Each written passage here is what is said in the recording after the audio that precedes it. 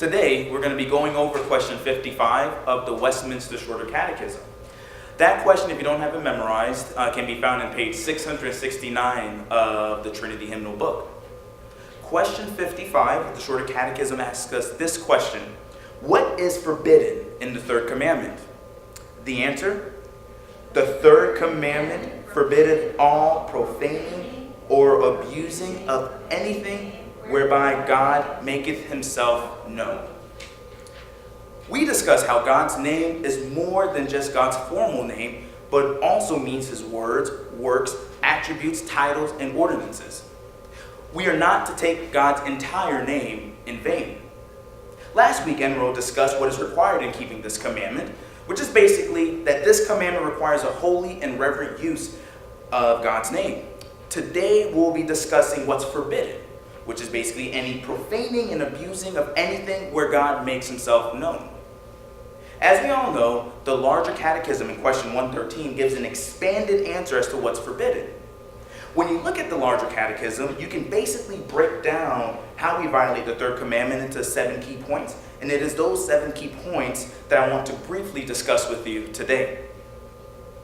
So, we take God's name in vain when we, 1, abuse his name either purposefully or ignorantly. Malachi chapter 1 verses 6 through 8 says, "A son honors his father and a servant his master. Then if I am a father, where is my honor? And if I am a master, where is my respect? Says the Lord of hosts to you. O priests who despise my name, but you say, how have we despised your name? You are presenting defiled food upon my altar. But you say, how have we defiled you? And that you say, the table of the Lord is to be despised. But when you present the blind for sacrifice, is it not evil? And when you present the lame and sick, is it not evil? Why not offer it to your governor? Would he be pleased with you? Or would he receive you kindly? Says the Lord of hosts." So, what is the type of offering they were to bring before the Lord? And did they bring that type of offering? They were bringing sacrifices of animals that were defected in some way, which is the exact opposite of the type of sacrifices they were to bring. Well, at face value, this seems like it's more of a second commandment violation, not a third commandment violation. So how is it that they are taking God's name in vain? Well, if you read chapter 1 and verse 8 again, God, through Malachi, says this: "Why not offer it to your governor? Would he be pleased with you? Or would he receive you kindly?" See, basically, God is pointing out that the fact that they were bringing defective sacrifices to him when they wouldn't dare do the same to civil authority shows how little they thought of God. Listen to this from John Calvin. God here complains that less honor is given to him than to mortals, for he adduces this comparison. When anyone owes a tribute or tax to a governor and brings anything maimed or defective, he will not receive it. Hence, he draws this inference, that he was extremely insulted, for the Jews dared to offer him what every mortal will reject. He thus reasons from the less to the greater that this was not a sacrilege that could be borne, as the Jews had so presumptuously abused his kindness. So God, being God, expects for us to treat him as God. When we do something towards him that we wouldn't dare do towards another human being in authority, we're taking his name in vain, in that we have minimized God. We are showing that we value God less than we do men. Second point is in how we can take God's name in vain is when we fail to keep lawful vows and when we keep unlawful vows. Ecclesiastes 5, 1 through 7. "Guard your steps as you go to the house of God, and draw near to listen rather than to offer the sacrifice of fools, for they do not know they are doing evil. Do not be hasty in word or impulsive in thought to bring up a matter in the presence of God, for God is in heaven and you are on earth. Therefore, let your words be few. For the dream comes through much effort, and the voice of a fool through many words. When you make a vow to God, do not be late in paying it. He takes no delight in fools. Pay what you vow. It is better that you should not vow than that you should vow and not pay. Do not let your speech cause you to sin, and do not say in the presence of the messenger of God that it was a mistake. Why should God be angry on account of your voice and destroy the work of your hands? For in many dreams and in many words there is emptiness. Rather, fear God. And then Proverbs chapter 20, verse 25. It is a trap for a man to say rashly, it is holy, and after making vows, to make inquiry. I want to give you a couple examples of rash vows that we see in the scriptures. Let's start first by looking at Judges chapter 11, 29 through 38. This is Jephthah's vow. Now the Spirit of the Lord came upon Jephthah so that he passed through Gilead and Manasseh. Then he passed through Mizpah of Gilead, and from Mizpah of Gilead he went on to the sons of Ammon. Jephthah made a vow to the Lord and said, if you will indeed give the sons of Ammon into my hand, then it shall be that whatever comes out of the doors of my house to meet me when I return in peace from the sons of Ammon, it shall be the Lord's, and I will offer it as a burnt sacrifice. So Jephthah crossed over to the sons of Ammon to fight against them, and the Lord gave them into his hand. He struck them with a very great slaughter from Arior to the entrance of Minnith, 20 cities as far as Abel Keramim. So the sons of Ammon were subdued before the sons of Israel. When Jephthah came to his house at Mizpah, behold, his daughter was coming out to meet him with tambourines and with dancing. Now she was his one and only child. Besides her, he had no son or daughter. When he saw her, he tore his clothes and said, alas, my daughter, you have brought me very low, and you are among those who trouble me. For I have given my word to the Lord, and I cannot take it back. Then you have another example. I won't read this, but this is the vow that Herod made in Mark chapter 6, 21 through 28, where basically, if you recall, so he promised to a young girl to give her everything up to half his kingdom after she performed a dance for him. And then what did she ask? The head of John the Baptist. And because he could not go back on his word, what did he do? Had John the Baptist beheaded. See, there is a reason that we're not to be rash in our vows. And both of these examples are instances where vows were made, either emotionally or impulsively, without considering the implications of those vows. In particular, when you're making a vow to God, remember, He is God. Don't be rash in your vows. Don't make emotional vows. Take a step back and consider whether or not you can keep the vow. You see, with Jephthah, he made a vow that if God offered him victory, whatever is the first to come, he will bring to sacrifice. Not considering who that first person to come meet him might be. And lo and behold, it was his very daughter. So, also, and I want to be brief in this point, vows that lead to sin are not vows also to be kept. So let's not forget that as well. So point number 3 in how we can violate this third commandment is when we get mad at or misapply God's providence. We, being Reformed, understand the sovereignty of God over all things. We understand that God ordains whatsoever comes to pass. We also understand that God will provide for us all of our needs, and that the rain falls on the just and the unjust. In light of all this, we must remember that us understanding the sovereignty of God should not lead us to do things or say things irresponsibly. So, what do I mean by that? In more charismatic circles, you'll often hear people refer to God by some of the Hebrew titles in the Old Testament. For example, God is Jehovah Jireh, our provider, or God is Jehovah Rapha, our healer. And this is all true. God is our healer, and God does provide for us. However, in me understanding this, does this mean that I don't need to work? I mean, if God can clothe the lilies in the field, how much more will He clothe me? Does that mean that I can buy an Aston Martin instead of a Toyota Corolla, and because God will pave a way for me to afford this vehicle, then I can just do as I please and purchase something that I can't afford? I remember in one of my sales training classes years ago in New York, when we were dealing with overcoming hedges for whenever we're out in the field with people and to sell life insurance.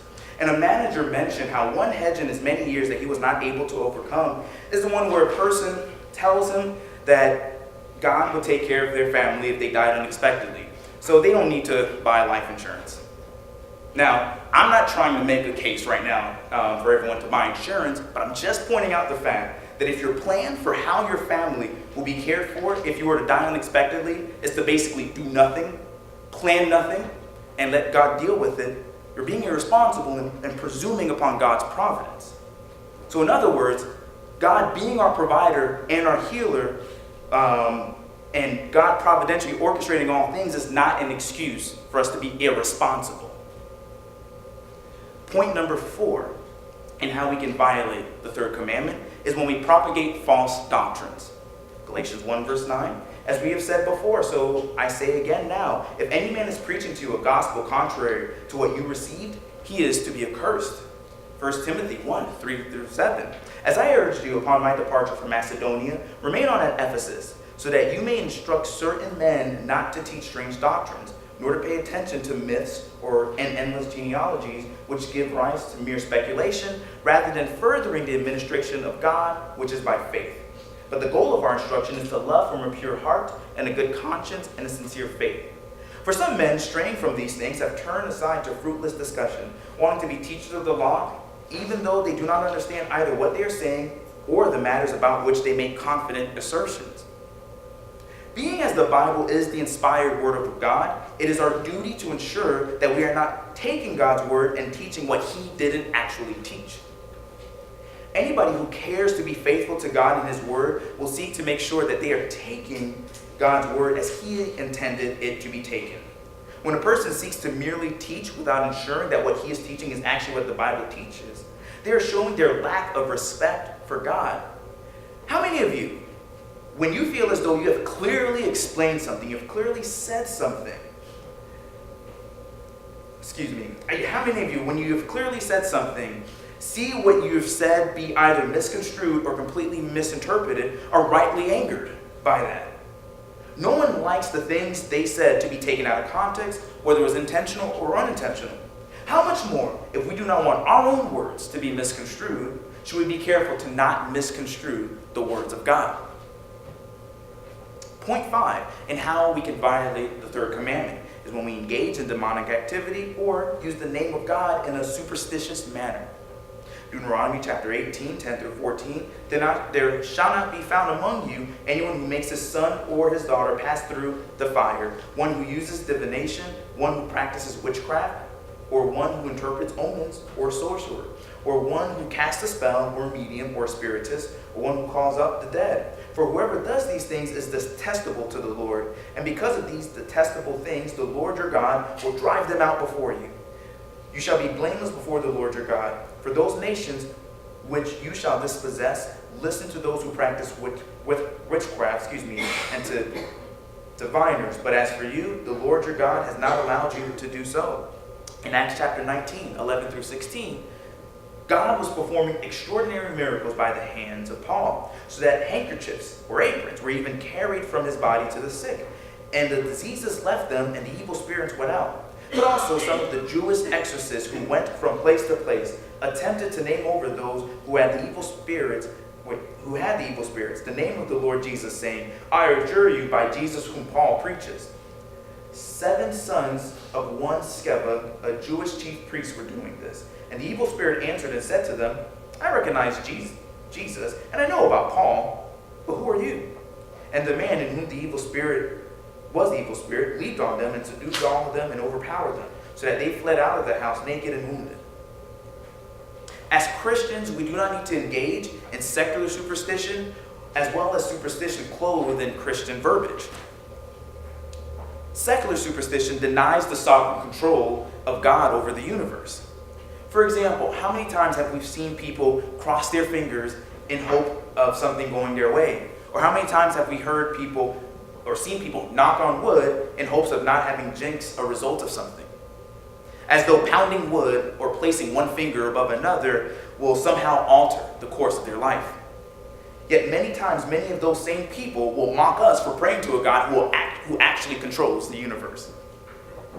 Christians need also be aware of superstition that is clothed in the words of Christianity. I remember years ago visiting the home of an older woman in Winter Haven who placed the Bible on the top of her front door. Now, was it there to remind her to read the scriptures every day? No. It was there because she believed that just having the Bible above the door of her house would protect her home from disaster. There was a popular minister within the Haitian community who created red bumper stickers that just said, "The blood of Jesus." Why? Because if you place that bumper sticker on your car, you would be protected from car accidents. So as Christians, we understand that God is sovereign. However, we must not evoke God's name as some abracadabra. To do that is to reduce God into nothing more than a genie. Point 6, in what's forbidden in this commandment, how we can violate the third commandment. When we make false professions of faith or apostatize from the faith. To claim to be Christian and not mean it, or to profess faith and walk away, is to show how very little you think of God. Hebrews 10:26-29. Listen to what the writer of Hebrews says. For if we go on sinning willfully after receiving the knowledge of the truth, there no longer remains a sacrifice for sins, but a terrifying expectation of judgment and the fury of a fire which will consume the adversaries. Anyone who has set aside the law of Moses dies without mercy on the testimony of 2 or 3 witnesses. How much severer punishment do you think he will deserve who has trampled underfoot the Son of God and has regarded as unclean the blood of the covenant by which he was sanctified and has insulted the Spirit of grace? Listen to what Matthew Henry says in regards to this passage. To trample upon an ordinary person shows intolerable insolence. To treat a person of honor in that vile manner is insufferable. But to deal thus with the Son of God, who himself is God, must be the highest provocation. To trample upon his person, denying him to be the Messiah, to trample upon his authority and undermine his kingdom, to trample upon his members as the offscouring of all things, and not fit to live in the world, what punishment can be too great for such men? And the final point in which we can violate this third commandment is when we act in such a way in the name of Christianity so as to make unbelievers mock God. Romans 2:22-24. You who say that one should not commit adultery, do you commit adultery? You who abhor idols, do you rob temples? You who boast in the law, through your breaking the law, do you dishonor God? For the name of God is blasphemed among the Gentiles because of you, just as it is written. Something that must not be forgotten when it comes to how we are to live our lives in the midst of unbelievers. When we sin, unbelievers oftentimes will use that as a means to attack God's character.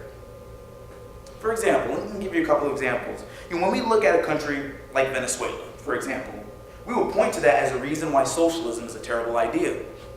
When we look at cities like Baltimore or Detroit, which are run almost exclusively by the Democratic Party, we point to that as reasons why the Democratic Party platform is a failure.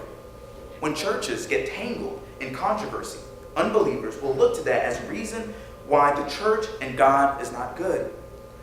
Now, unbelievers will always find things to mock Christianity over. We, however, should not be willingly giving them ammo by our hypocritical living.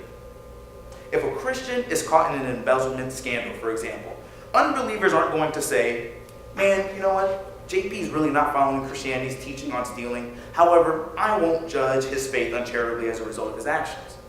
No.